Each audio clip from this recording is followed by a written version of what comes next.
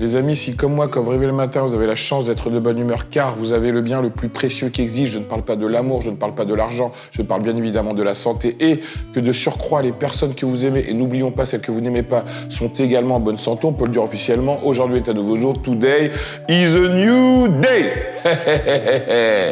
Pour les personnes qui ne me connaissent pas, je suis The Rob. Je suis coach depuis 12 ans, je fais de la musculation depuis 20 ans. J'ai une chaîne YouTube et sur cette chaîne, je suis le premier youtubeur français qui fait intervenir des utilisateurs de stéroïdes qui ont eu des bonnes et mauvaises expériences. Je fais également intervenir un médecin qui est un ami qui parle des ravages que les stéroïdes peuvent causer sur votre santé. Aujourd'hui les amis, je vais vous parler de l'amalgame qui peut être fait, le raccourci qui peut être fait entre les stéroïdes et les compléments alimentaires.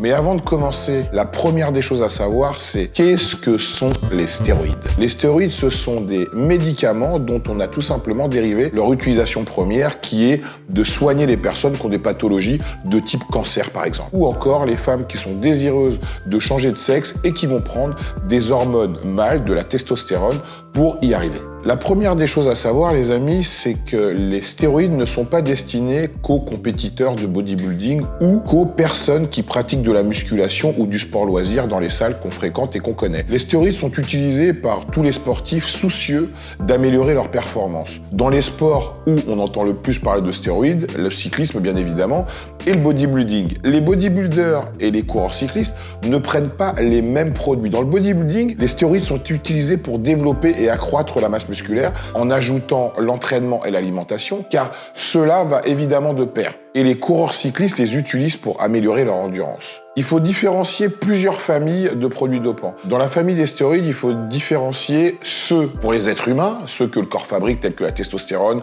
l'hormone de croissance, l'hormone thyroïdienne, et les produits qui sont destinés aux animaux, tels que le clenbutérol, le boldenone, pour ne citer que le clenbutérol, c'est un produit qu'on donne pour l'asthme des chevaux, qui sont à peu près 500 ou 600 kilos. Donc, tous les stéroïdes sont dangereux, mais celui-là est extrêmement dangereux. Chaque médaille a son revers. Je vous ai parlé précédemment de l'effet escompté de la prise de ces produits, qui sont la prise de masse pour les bodybuilders et l'endurance pour les cyclistes par exemple. Mais il y a évidemment tous les effets secondaires négatifs qui sont pas à prendre à la légère parce qu'ils peuvent être extrêmement contraignants, voire handicapants.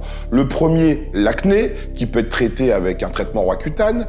Le deuxième, qui est assez compliqué selon moi, la gynécomastie, qui est pas forcément terrible quand on aime mettre des t-shirts près du corps, exhiber sa musculature à qui veut la voir. Également, les troubles érectiles et les troubles sexuels qui pour moi sont l'effet secondaire le plus relou. Tu prends des produits pour avoir un physique, pour plaire, et au bout du compte, tu peux pas te servir de ce qui te permet de donner du plaisir. C'est un peu bizarre quand même. Et également les problèmes de polyglobulie, dont les problèmes de cœur, qui peuvent mener, pour les cas les plus graves, à une thrombose, donc un arrêt cardiaque et la mort subite.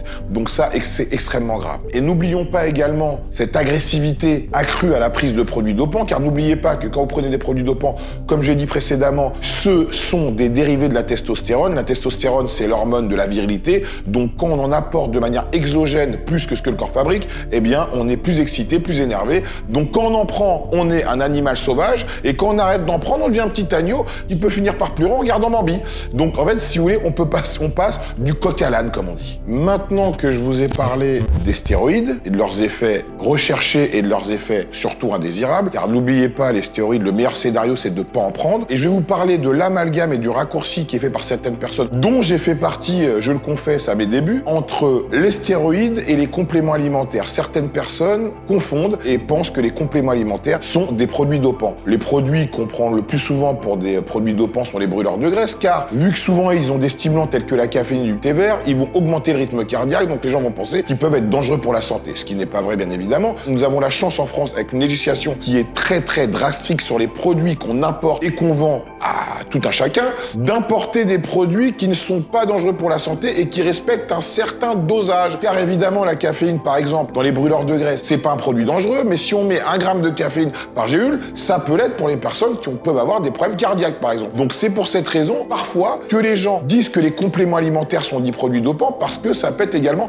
une question de dosage par rapport à des produits qui ne sont pas forcément dopants. Mais quand on les prend à un certain dosage, ils peuvent être tout simplement dangereux pour la santé. C'est pour cette raison, je le répète, que la législation et les compléments et les marques que vous consommez et qui ont pignon sur rue et qui ont des sites internet rutilants dont les influenceurs que vous suivez font la publicité sont des produits qui ne sont pas dangereux du tout. Je cesse de le répéter et il faut vraiment vous mettre ça dans la tête. Le deuxième produit où il y a eu un amalgame important, c'est la créatine. Ouh mon Dieu, la créatine. Le premier scandale qu'il y a eu, souvenez-vous, c'est avec la Juventus de Turin où les athlètes de la Juventus de Turin prenaient de la créatine et on a confondu créatine et produits dopants car on s'est rendu compte que la créatine pouvait masquer l'usage de produits dopants. Mais n'en était pas un. La créatine est le complément alimentaire le plus efficace pour prendre de la masse musculaire et améliorer son endurance et sa performance car la créatine fait le stock d'ATP, donc le stock d'énergie dans le muscle. Donc ce qui veut dire plus d'énergie, on pousse plus et si on alimente une alimentation adaptée à son objectif